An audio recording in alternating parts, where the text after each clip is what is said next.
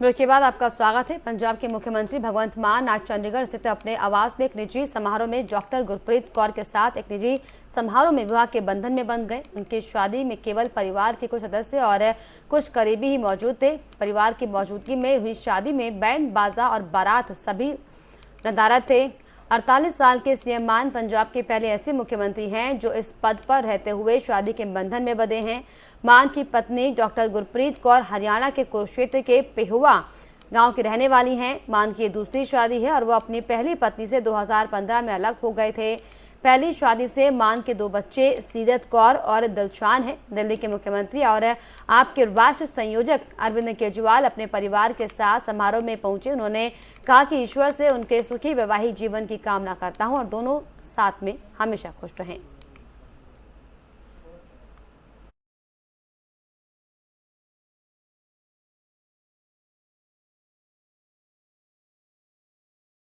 बिहार के सीएम नीतीश कुमार और आरसीपी सिंह के बीच इन दिनों सब कुछ ठीक नहीं चल रहा है। केंद्रीय मंत्रिमंडल से इस्तीफा देने के बाद आरसीपी सिंह ने पहली बार बयान दिया है।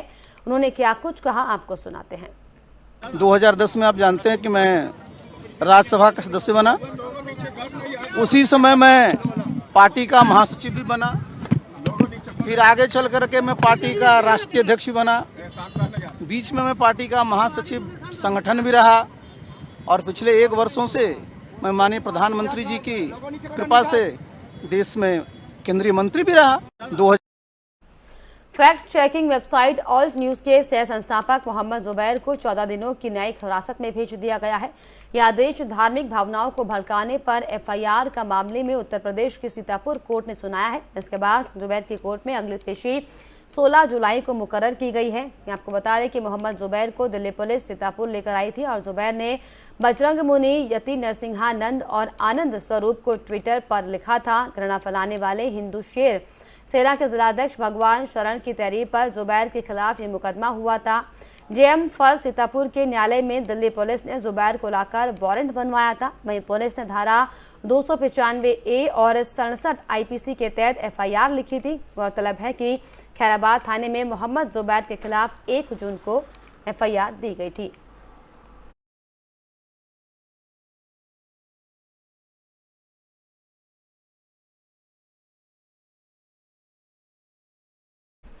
गेहूं के एक्सपोर्ट पर बैन लगाने के बाद अब केंद्र सरकार आटा के निर्यात के पर बंदिशें लगाने जा रही है। सरकार ने आटा के निर्यात को लेकर नई गाइडलाइंस लाने जा रही है, जिसके बाद आटा निर्यात करने के लिए इंटर मिनिस्ट्रियल कमेटी से मंजूरी की दरकार होगी। नई गाइडलाइंस 12 जुलाई 2022 से लागू होने जा रही हैं।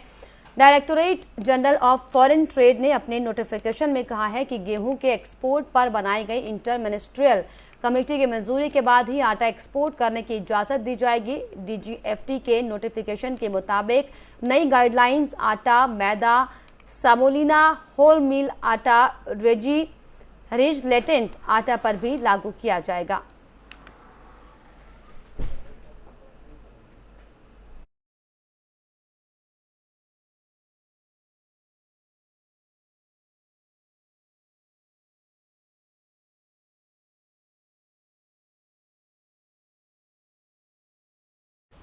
शिवसेना के बागी विधायकों ने मातोश्री की तरफ नरमी बरतने के संकेत देने शुरू कर दिए हैं। अपने बयान में उद्धव और आदित्य ठाकरे के प्रति सम्मान, लेकिन शिवसेना के बयानवीर राज्यसभा सांसद संजय राउत को एनसीपी का एजेंट करार दिया है। बागियों ने साफ कर दिया है कि राउत को साथ लेकर उद्धव ठाकरे से उनकी सुलह की राय बेहद कठिन है। इन संभावनाओं के बीच संजय राउत ने एनसीपी प्रमुख शरद पवार के घर जाकर उनसे मुलाकात की। हर वक्त अपने तीखे बयानों से सुर्खियां पाने वाले राउत ने इस बार मीडिया से दूरी बना रखी है। उन्होंने सवालों पर चुप्पी साधी रखी।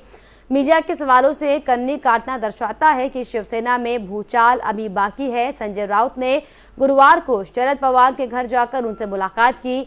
दोनों के बीच क्या बातें हुई, इस बात का खुलासा तो नहीं हुआ, लेकिन सूत्रों का ये कहना है कि दोनों के बीच शिष्टाचार भेंट हुई थी। लेकिन राउत का मीडिया के सवालों पर चुप्पी साधना बड़े सवाल पैदा करता है।